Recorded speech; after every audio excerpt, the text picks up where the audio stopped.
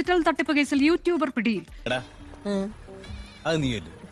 ഏതാണ്? സത്യം പറ, അത് നീയല്ലേ? കോഴിക്കോട് കൊടുവള്ളി കേന്ദ്രീകരിച്ച് നടത്തിയ തട്ടിപ്പിലാണ് യൂട്യൂബറും ബിഗ് ബോസ് താരവുമായ ബ്ലെസ്ലി പിടിയിലായത്.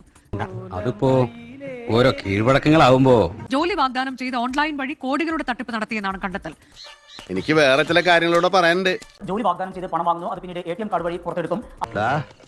പണിതോ എന്റെ തന്തക്കിട്ട് തന്നെ പണിതോ.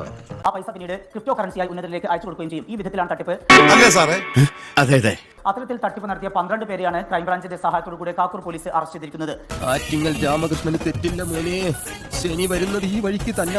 അതിൽ പ്രധാനപ്പെട്ട ഒരാളാണ് യൂട്യൂബറും അതുപോലെ തന്നെ ബിഗ് ബോസ് താരവുമായിട്ടുള്ള മുഹമ്മദ് ഡെലിജന്റ് ബ്ലെസ്ലി. ഞാനൊരു സത്യം പറഞ്ഞ് വിശ്വസിക്കൂ, എന്നാ എനിക്കത് ഓർമ്മയില്ല.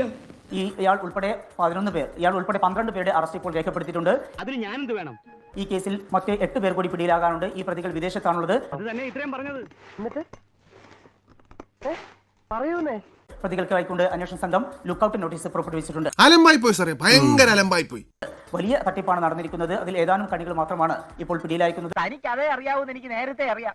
ജോലി വാഗ്ദാനം ചെയ്ത് ഓൺലൈനിലൂടെ കോടികളുടെ തട്ടിപ്പ് നടത്തി ക്രിപ്റ്റോ കറൻസിയൊക്കെ ഉപയോഗിച്ചിട്ടുണ്ട് കേസ് കൊടുക്കണം പിള്ളേച്ചാ, പോലീസ് അന്വേഷിക്കട്ടെ.